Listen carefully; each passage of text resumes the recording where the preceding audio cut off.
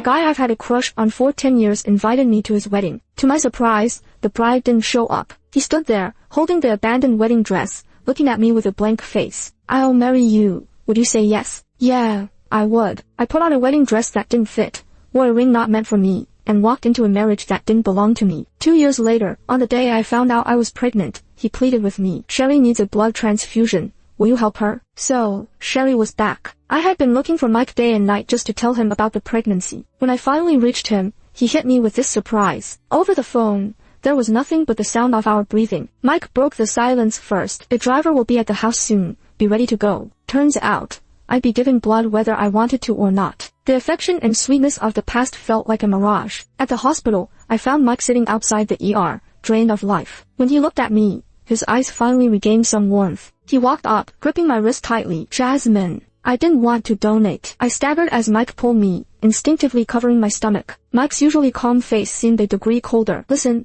Jasmine, be good. I'm pregnant." I held back my bitterness, trying to tip the scales. Mike's grip slowly loosened. His face showed a moment of blankness, a hint of warmth touching his brow. The ER doors swung open. The doctor spoke urgently. "The patient needs a blood transfusion. Haven't you contacted her family?" "Babies can come later, honey. We can always have another." Mike stayed silent for a bit. His face seemed grim without looking at me. My heart felt like it was going to burst from my chest. The pain was unbearable. I pushed Mike away. "I don't agree. This is my baby. Jasmine, Sherry saved you once too." Mike's voice was hoarse, dragging me back to an embarrassing memory. Back in high school, I earned a special admission with my good grades. Among those wealthy kids, I stood out like a sore thumb. Mike, being the center of everyone's attention, chose to be nice to me, make me laugh, comfort me. He prepared gifts for me on every occasion. He rode his motorcycle with me to the sea, took me to the mountains to look at stars. On a gentle night, he even kissed my cheek. I couldn't help but like him. Sherry transferred in during our senior year,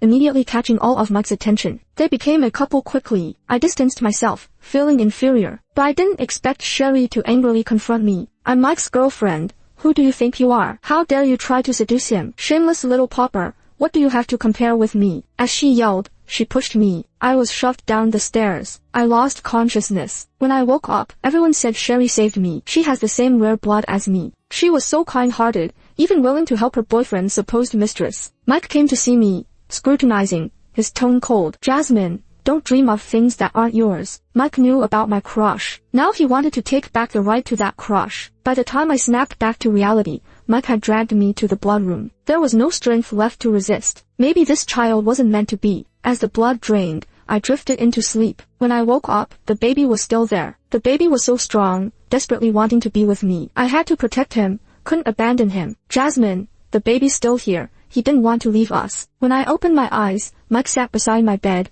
gently touching my stomach. I slightly moved away, staying silent. Mike took my hand, turned my face toward him, starting to explain seriously, yet calmly. From the day Sherry came back, she clung to Mike like crazy, but he ignored her and spoke harshly to her. Sherry even threatened Mike by wrist cutting. "Then go ahead and die. Who announces their suicide in advance?" Mike mocked and hung up. Later, Mike got a call from the hospital. He was Sherry's only emergency contact. "I love you, Jasmine." Mike's thumb slowly brushed my lips, eyes deepening. How could I believe him? But how could I not feel something? Sadly, I felt my heartbeat getting quicker, my neck warming. Mike stayed by my side almost every day, using his laptop to attend meetings, handling documents. He only stepped away when his secretary reported in. He cleaned me, washed my hair, never leaving it to anyone else. Whenever I slightly moved at night, he'd wake up, tired but patiently asking, "What is it? Are you okay? Anywhere uncomfortable?" Kind and gentle, just like before. The day I was discharged, he took me for a checkup. Hearing the doctor say our baby was healthy, he smiled, so gentle. "Let's shop for the baby," Mike said, wrapping an arm around my waist, whispering in my ear. I ignored him. Mike didn't mind and took me to a baby store. He helped me to a sofa and patiently picked things out, bringing them to me for approval. My heart softened uncontrollably. "Forgive him. You love him so much." "I want some durian. Can you get me some?" I looked at Mike. His sensitive sense of smell couldn't tolerate those pungent foods. I hadn't eaten durian in 2 years. "It's not healthy." Mike's face tensed a bit. "I want it." "All right, I'll buy you some now." Mike chuckled helplessly, pinched my cheek dotingly. When I saw Mike carrying in the durian, pinching his nose, my eyes went sour. Tears came uncontrollably. He set the durian down, knelt in front of me, resting his forehead against mine. "Jasmine, what's wrong?" I didn't speak, just cried, more and more sorrowfully. "Sweetheart, don't scare me." "Honey, Stop crying, you're hurting me. I wrapped my arms around Mike's neck, sobbing. I'm just touched, I really craved it. Greedy cat. It's really not healthy though. Only once a week at most. Got it. Okay. I devoured the durian. Mike sat beside me, lightly patting my back, offering me warm water, ice tender. These days felt like they'd last forever. Until a stormy night, I was cuddled up with Mike watching a horror movie. When the ghostly lady in white appeared, I jumped and hugged Mike tightly. He stiffened, voice husky. Honey, be good, don't tease me. My face reddened as I let go. The doorbell rang. Mike paused the horror flick, ruffled my hair, and got up to answer it. It was Sherry, in a white dress, long black hair dripping, face as pale as a sheet. She looked like the ghost from the movie, choking me. Not a sound could escape. Mike, please, let me explain. Sherry reached out to grab Mike. He roughly shrugged her off. Are you crazy? Mike slammed the door shut. He came back, sat beside me, resumed the movie. He didn't say a word, nor did he pull me back into his arms. The mood inexplicably changed. Outside, lightning flashed, thunder rumbled again. Mike anxiously lit a cigarette. He hadn't smoked in days. For me. For our kid. I reached out to take the cigarette and put it out. But he suddenly stood up. I'm going out to smoke. Mike walked so fast, I couldn't stop him. So fast he didn't even shut the door. I could hear him. Sherry, stop it. His voice getting more and more tense. I jumped up, wanting to call him back. Holding the doorframe, I clearly saw Mike carrying Sherry to the car and speeding away. Sherry was sick. She had passed out. Mike couldn't just ignore it. That was all there was to it. Yet, my hands trembled for no reason. My heart too. The rain got heavier, the night darker. All night long, Mike didn't pick up my calls. By morning, when the rain stopped, I hurried to the hospital. I saw Mike by Sherry's bed, gently feeding her water. I pushed the door open, and they froze on the spot. Mike, come back with me. I wore the reddest lipstick. I didn't want to lose any more. Mike put down the water glass. Let's talk outside. He strode towards me, looking urgent, as if I might hurt Sherry in the bed. Don't go, Mike. You promised to stay with me. Sherry's weak voice made me falter. Mike paused for a moment but continued towards me. My heart slowly sank, not feeling as heavy. Mike, are you leaving me too? If you leave, I really don't want to live anymore. Sherry looked at the balcony, hinting at something. It's the second floor. Jumping wouldn't kill. I thought viciously to myself. Mike got scared. You head back first, Jasmine. If the kid had died that day, wouldn't it have been better? Right, Mike, I asked with a bitter laugh. I turned and walked out. Mike followed, slamming the hospital room door loudly. What are you doing? Mike frowned, staying by my side. I looked at his tired, impatient eyes. No word came out. I just kept walking out. Mike grabbed my wrist, trying to stop me, but didn't dare use much force, following me down the stairs. We both saw it. A white figure fluttered down from the second floor, like a limp butterfly. It felt like my heart stopped. Everything around lost its color, except Mike. He was still moving. He rushed over, pale as a sheet. Doctors and nurses took Sherry in, with Mike sticking close. He glanced at me still standing there, his look cold as ice, slicing right into my heart. Mike pressed his lips tightly, without saying a word. But I understood. If something happens to Sherry, you're done too. The chill slowly receded, and I moved, making my way into the hospital. Mike glanced at me again, then looked away, annoyed. Get lost. Sherry doesn't want to see you. Everything that just happened filled my head, tugging at my nerves. My already weak body reached the breaking point. My vision blurred. I couldn't hit the brakes. There was blood everywhere. When I came to, my lower belly felt skinned, the pain making me cry out miserably. Jasmine, what's wrong? Doctor, she's awake. Mike shouted, his eyes bloodshot from who knows how long he stayed by my side. Doctors came to give me painkillers and antibiotics. They couldn't help it. They had to tranquilize me. Mike gently stroked my hair, eyes cloudy. Where's the baby? He was silent for so long. I couldn't help but question him loudly again. Jasmine, we can have another child. My throat felt clogged. I whimpered in pain, the sound peculiar. In my blurred sight, I saw Mike's clenched fists, head down, in distress like mine. When I finally calmed down, Mike began to speak. He held my hand, gently apologizing, explaining everything. On the stormy night, Sherry left the hospital to find him but fainted from weakness. When Sherry woke up, she begged Mike to listen to her explanation. Men Chasing Debts, LED by Matt, went to her house, threatening her with a knife to cut off her dad's hand. Her dad broke down, sold his daughter for survival. Sherry cried, saying she was getting married the next day. Her fiancé is Mike, the CEO of K Group. He can repay the debt. Matt just sneered. Since your fiancé is Mike, how come you're still in debt today? Even if you're Mike's woman, so what? If I like you, you're mine. Sherry said she truly loved Mike, didn't want him to think she was with him for money, so she endured bitterly, wanted to carry the burden herself. Matt took Sherry away. Sherry's dad had more scattered debts. Without his cash cow, afraid of Mike, he ran away. So it was my fault to Sherry. I didn't believe her, didn't help her, didn't look for her, didn't save her, even troubled her when she finally escaped back. Don't be mad, honey, okay? Honey, I only like you now. No, I've always liked you. That's why I didn't care about Sherry. I owe her. I mumbled but couldn't say anything due to the pain. Mike's heart seemed split in two. But I didn't feel like he gave the other half to me. He stayed with me for a whole day. No matter how he apologized, what he said, I didn't respond. His forlorn look inexplicably made me sad. I loved him too much. For so many years. I was scared I'd eventually soften. When I get out, I'm getting a divorce. Mike's good-natured facade finally cracked. That's not possible. He grabbed my chin firmly, forcing me to look into his eyes. I looked into those passionate eyes, saw the anger in them, and laughed sarcastically. Are you right to me, Mike? How dare you say you like me? Your love is so cheap. Jasmine, do you know what it's like when I don't like you? Mike's voice was light and leisurely. He suddenly let go, walking away. Mike didn't come back. No one looked after me anymore. I buzzed for a nurse but was told the card had been cut off. The hunger and pain taught me he wanted to use money to make me give in.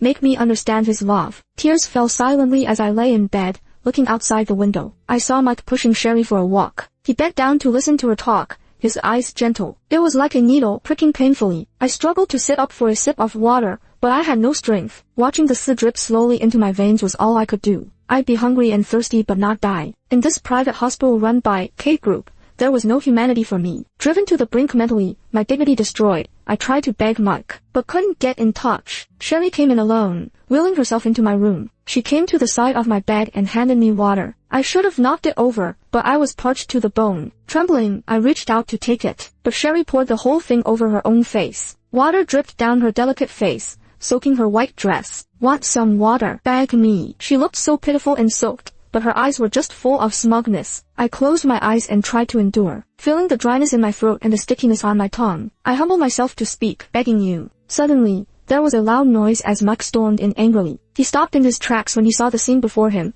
his long eyebrows furrowed. What are you doing here, Jasmine? Sherry shrunk back, whispering, I just wanted to give her some water. Mike glanced at me and said, she's not thirsty. I'm sorry. Sherry lowered her head, failing to hold back her tears as they fell one by one onto her white dress. She looked so pitiful. Finally, Mike showed some sympathy. He walked over to Sherry, gently steering her out, and bending down to comfort her. Don't cry. Stop wandering around. As he said this, Mike shot me a glance. Taken care of too well, starts biting. I didn't quite understand what he meant, but now it was hard to ask for mercy. All I could do was close my eyes and not look at them. Mike let out a cold laugh, clearly furious. That night, no nurse came to give me fluids. The painkillers were stopped. Eventually, I understood Mike was upset I wasn't suffering enough, and that's why he was seeing Sherry, his first love. All my wounds felt like they were on fire, and my lower abdomen seemed to be torn apart. I lay in bed, crying silently, curling up to endure the long, painful night, muttering that I was wrong. But Mike couldn't hear and wouldn't care. By daylight, the sound of a nurse pushing a cart finally echoed from the hallway, along with disdainful remarks. That Jasmine,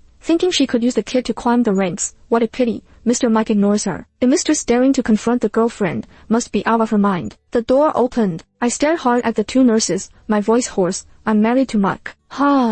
Lost your mind without your kid too. A sharp-tongued nurse sneered while changing my dressing. I used all my strength to knock over the slip bag, the blood flowing back. Get Mike to see me. Let him tell you. I'm not. How can he do this to me? Tears flowed uncontrollably. I could almost imagine, if Mike came in and held me this very moment, I would forgive him. I'd stop arguing with him, as long as he loved me. Mike came as dusk approached, under a vivid purple sky. What's going on? Mike, legs crossed, sat arrogantly watching as I lay gaunt on the bed. They said Sherry is your girlfriend, said I. Don't you want a divorce? Mike interrupted me. Sherry's not in a good place. Don't provoke her. I stared blankly at Mike. Maybe seeing my pitiful look softened him. He leaned over, gently caressing my cheek. Jasmine, stop arguing with me. Be good, okay? Now I had food and water, and someone to care for me. Perhaps in the face of basic survival needs, pride didn't mean much. I slowly escaped the suffocating feeling of having my throat squeezed. Finally, the day to be discharged came, and the sun shined on me again, firming my resolve to escape Mike. I feared him, to the point of terror. My card was unfrozen. I paid to find out the truth about Sherry's past runaway and got a lawyer to draft a divorce agreement. The day I learned the truth was my birthday. It should have been the best birthday gift. Instead, I received a package from Mike. Limited edition. I had once said, it would be nice if it were green. Now Mike sent a green one. I opened the package, letting my tears fall inside. The phone rang. It was Mike. His voice sounded a bit tender, Happy birthday, honey. Things are busy now. I'll spend time with you in a few days. The call ended quickly. I took out the jewelry box from the package. Inside was a necklace and a birthday card signed by Sherry. Happy birthday. Sorry I took Mike today. You had to spend it alone. Oh well. After all, tomorrow is my birthday, and he promised to stay with me all night, to be the first to wish me happy birthday. On Sherry's birthday, I went there. Arrived late. They were about to wrap up. Mike bent over, lifting Sherry with her broken shin from the couch, then put her back. He looked up at me. What do you want? I threw the jewelry box at Sherry's face, blocked by Mike, returning Sherry's gift. Mike's face darkened. It's her birthday. Haven't you caused enough trouble? Sherry, like a frightened little animal, hid pitifully behind Mike. Mike, would you dare to tell Sherry you only love me? Say it and I'll give you a big gift. Mike rubbed his brow, irritated. I already told her. Apologize to Sherry. Not happening. When have you seen a wife apologize to a mistress? Sherry started crying. Mike was always supposed to be mine. You stole him. Their mutual friends stood up for Sherry one by one. Sis, don't push it. Sis, more like a thief, thinking she's clever by taking advantage. Everyone sees Mike loves Sherry. Why run for trouble? So embarrassing. I clenched my hand until it hurt. Mike, come home tomorrow to sign the papers, unless you want a court divorce. Fine. Drink up, apologize to Sherry, then leave. Mike's face was icy. His gaze locked on me. The cost of divorce was an apology to his beloved. I smiled lightly, poured a glass of wine and raised it towards Sherry. I'm sorry for taking your husband. I downed it in one go. It burned like fire. Enduring the searing pain, I walked away, breaking out in a cold sweat. From inside, I heard glass shattering and Mike's angry shout. Everyone out. What the hell? As night fell, Mike finally came back. He brought in a bowl of durian, setting it before me. Don't make me angry, Jasmine. Mike's nose crinkled, speaking awkwardly. Mike said it's been years since he celebrated a birthday with Sherry. Yesterday was the first and the last time. I opened the package, eating the dessert as tears fell non-stop into the bowl. Mike knelt by my side, wiping my tears with a tissue, comforting me. Don't cry, honey. This scene played out endlessly, like an endless cycle. After finishing, I took out the divorce papers, pushing them in front of him. I don't want anything except this house. Mike's face gradually turned dark. He violently tossed the papers away, towering over me.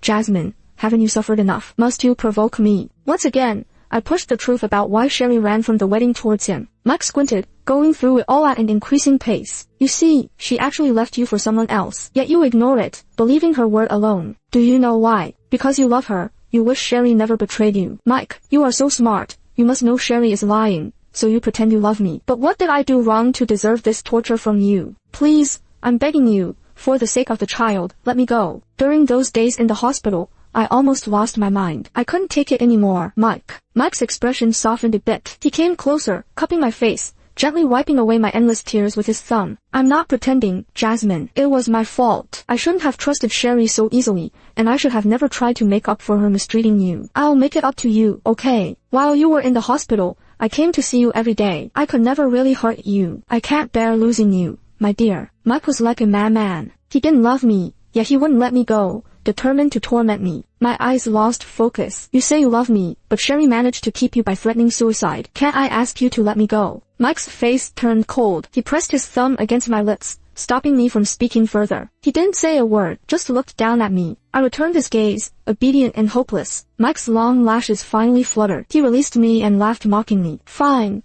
I'll let you go. You just better not regret it. He swiftly signed the papers. He almost slammed the door off its hinges. The roar of the engine signaled his car speeding away at full throttle. After divorcing Mike, I sold everything in the house I could. Anything unsellable, I tossed. I didn't want a trace left of my time with Mike. Finally, I sold the house too. A hefty amount appeared in my account. I finally got to leave and pursue studies in the UK. Before leaving, I heard about Mike. He was busy dealing with Sherry. He was brewing a storm of unquenchable rage. Hidden in London's fog, I felt a hit of safety. Mike wouldn't find me here, and I'd no longer be consumed by his fury. Studying in the UK was much tougher than back home, but it was fulfilling. As I completed my draft, my roommate Lisa asked me to go to a party with her, and I agreed. I had never intended to livestock in past pain. I just hadn't found the chance to escape those memories. When Lisa took me to get a swimsuit, that's when I learned it was a pool party. What are you afraid of? Your body is great, be confident. Lisa nudged me into the store. I wasn't afraid,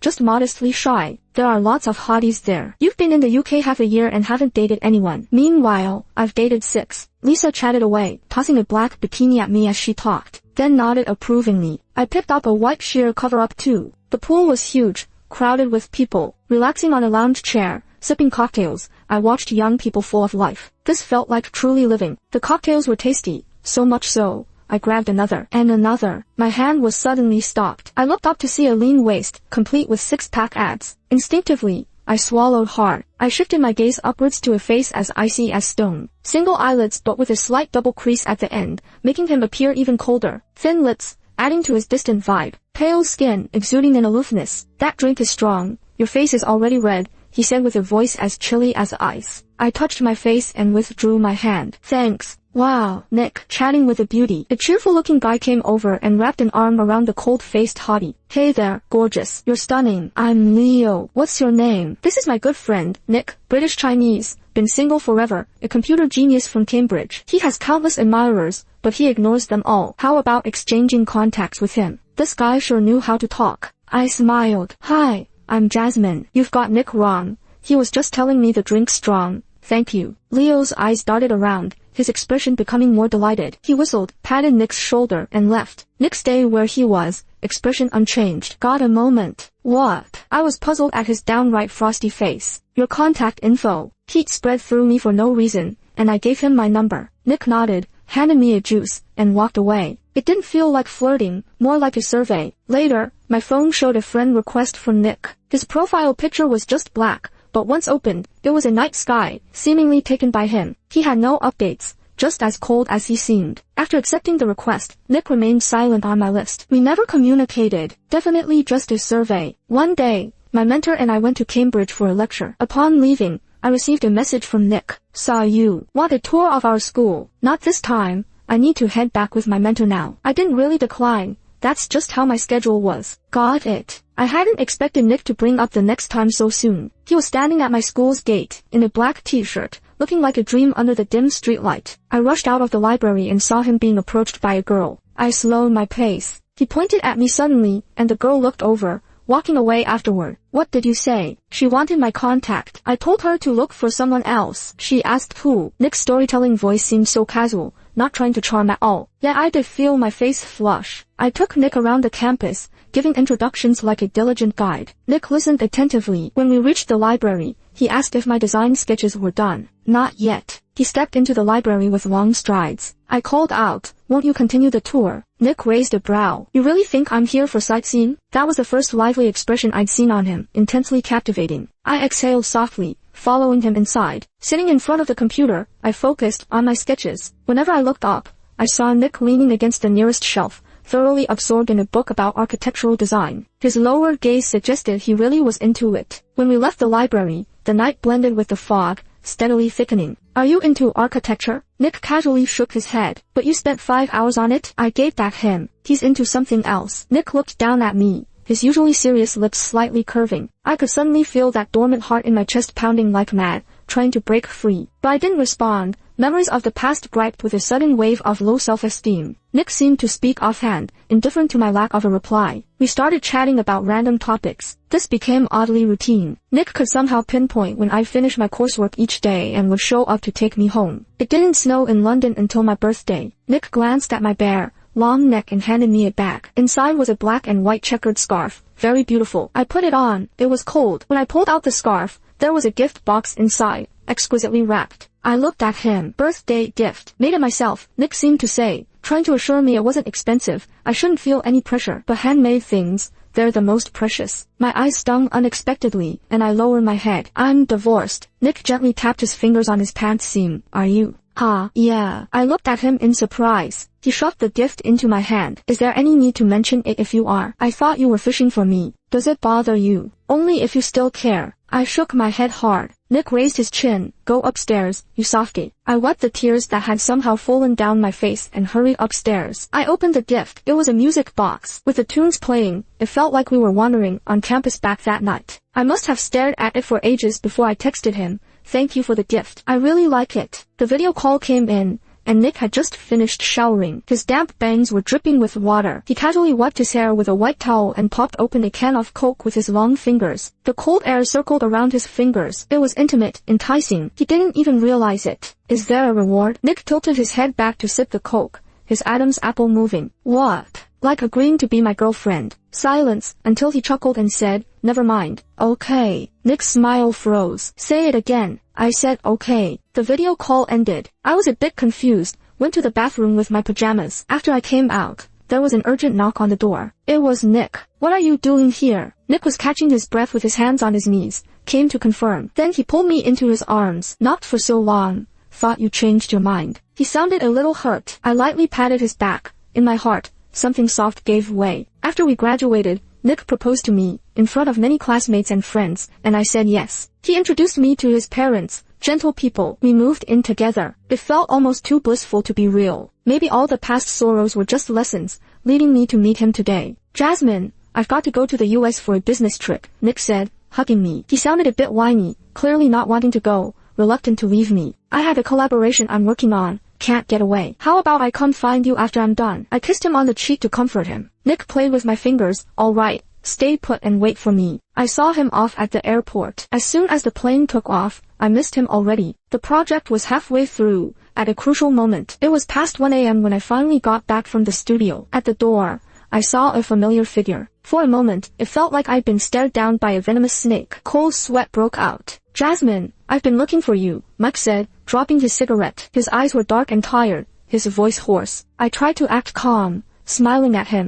"How are you and Sherry doing?" Mike pouted helplessly. "Still jealous, aren't you?" "I really don't like her." The nausea crept up from deep inside me. I forced it back. "I'm not jealous. I really wish you both well. We're divorced. Please, don't bother me." "I was mad when we got divorced, Jasmine. I love you. How could I let you go?" Mike looked at me with that mocking smile again, as if taunting my naivety. I took 2 steps back. "I have a boyfriend now. I'm happy, not planning to go back, please." Before I could say leave me be, Mike pressed me against the car, gripping my chin. "What did you say?" His eyes were slowly turning red, seemingly furious. I was trembling with fear, tears streaming down crazily, dripping onto his hand. Mike let go like he'd been burned. "You're scared of me." I crumpled to the ground. How could I not be? "After the way you treated me, please, just let me live my life." Mike reached out to help me up, but I instinctively hugged myself. He took a step back. "Sorry." Mike left. I thought maybe he had a change of heart. Turns out, he just had a different strategy to try and win my forgiveness. He was endlessly gentle, and always around. He helped the studio get a lot of deals and solved many problems for me. No matter how I begged him to stop,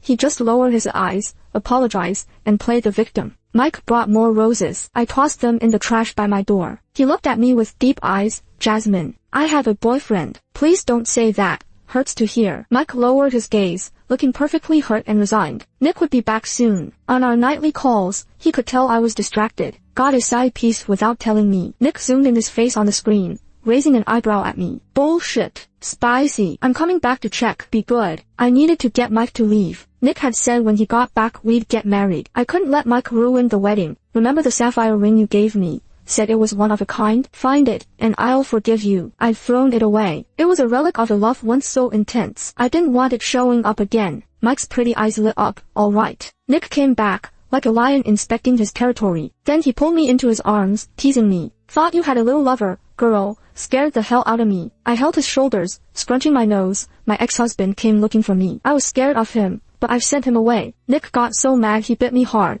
his actions more aggressive. "If you ever hide this kind of thing from me again, just try." He was fierce. I clung to his neck crying, feeling more and more wronged. Nick softened, trying to soothe me. "You gotta tell your husband if you're scared, so I can help. Otherwise, what's the point? Might as well ditch me." "Okay, really, ditch me." The wedding was almost entirely planned by Nick. Every time someone called him for work or to hang out, he'd proudly say, "Get lost, busy getting married." Nick was nothing like the aloof guy he'd once been in front of me. Everyone said he had changed so much, complimenting me on how impressive I was. Our wedding was held at a castle built in the 17th century. Perched on a hilltop, it was ancient and majestic, silent and noble. Red and pink roses covered the venue. Nick designed a drone light show, showcasing every scene of our encounters. The images reflected on the mist. Everything was soft and dreamy. The priest was about to have us exchange rings when it happened. The castle doors swung open. Mike burst in, looking like a mess. He had the blue ring in his hand and stared right at me. "Jasmine, come over here. I found it." At that moment, my world crumbled. I wished he would just die. Why doesn't he just die? "Jasmine, you promised me." "Jasmine, how can you marry someone else?" Mike's eyes were turning red,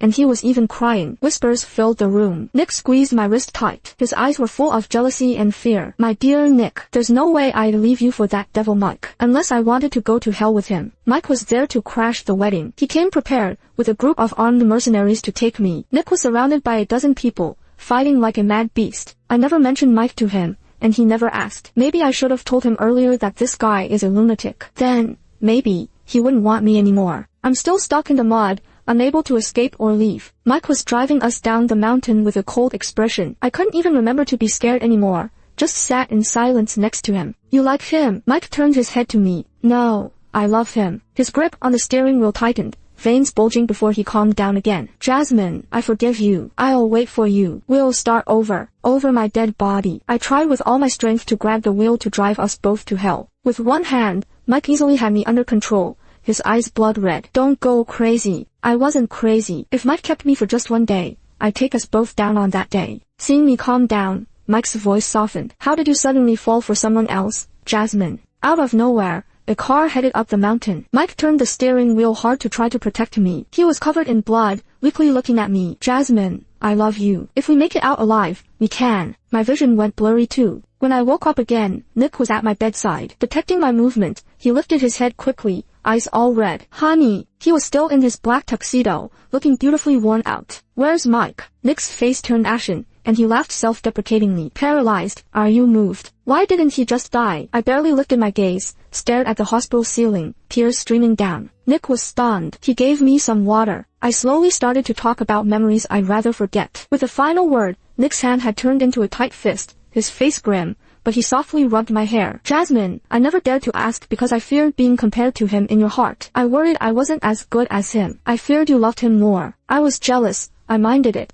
I was terrified that someone else was unforgettable in your heart. Guess I was too petty not to ask, and it hurt my precious girl. His dry lips kissed my forehead. By the time I was fully recovered and ready to leave the hospital, Nick showed me the local news. K Group declared bankruptcy. CEO still unaccounted for. I couldn't hold back any longer and cried, hugging Nick around the neck. He gently patted my back, helping me calm down. Mike's still in the hospital. Wanna go see him? No. Mike's running out of money for treatment, and healthcare in the UK is a lot pricier than back home. That's good. Nick chuckled, pinching my nose. Little devil, pampering me. Nick planned another wedding for us. This time, it was even grander and more solemn. A group of tough security folks in sunglasses surrounded us, each with a gun slung across their chest. The priest had us exchange vows, exchange rings, share a passionate kiss. The sun poured down on us. Mike's epilogue. After divorcing Jasmine, Mike indulged himself daily, seeking pleasure in vices. But often, he felt empty, like drowning in despair. Friends feared his mood swings and gradually distanced themselves,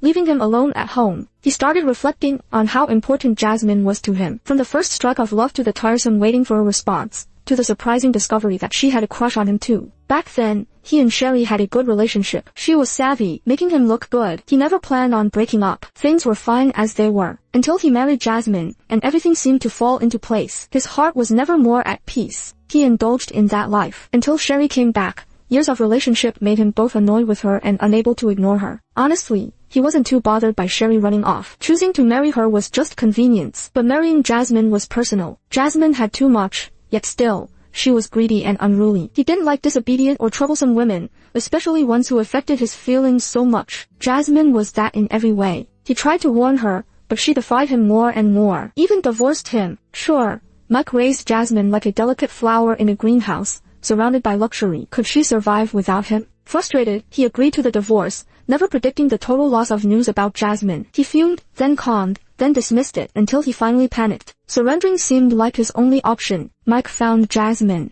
It should have been a joyous reunion, but she had to provoke him. More absurdly, Jasmine was afraid of him. Mike's hands shook as memories surged. He was terrified. What had he done? What now? His Jasmine was running away. His Jasmine didn't want him anymore. Panic and fear overwhelmed him, making him repeatedly surrender, plead, and apologize. Jasmine, being soft-hearted and loving him, would forgive him. He searched all over China and finally found the blue sapphire among beggars. Mike had never been so excited. He rushed to the UK overnight, only to find Jasmine was married. Jasmine was telling the truth. She did have a boyfriend. Rage and jealousy intertwined before settling into calmness. Who could match his place in Jasmine's heart? He would bring the sapphire to her, and she would return. Regaining his confidence, Mike paid a lot for armed guards as a backup. Jasmine said she loved that man. Mike found it ridiculous. How could that be? But his heart was like it was being crushed, painfully hard to breathe. Jasmine hated him so much she wished him dead. A selfish and arrogant man, in that moment, realized how vital Jasmine was. He wanted her to live, to hope for her forgiveness, to dream of being together again. But waking up, Mike couldn't move anymore. A desperate, roaring shell of a man, Tae-group became a clawless wolf, slowly torn apart. He lay hopelessly in bed, watching through the window, Jasmine held by that other man. Her pretty profile wore a gentle smile. Sunshine would no longer touch him again. Mike knew he was near death.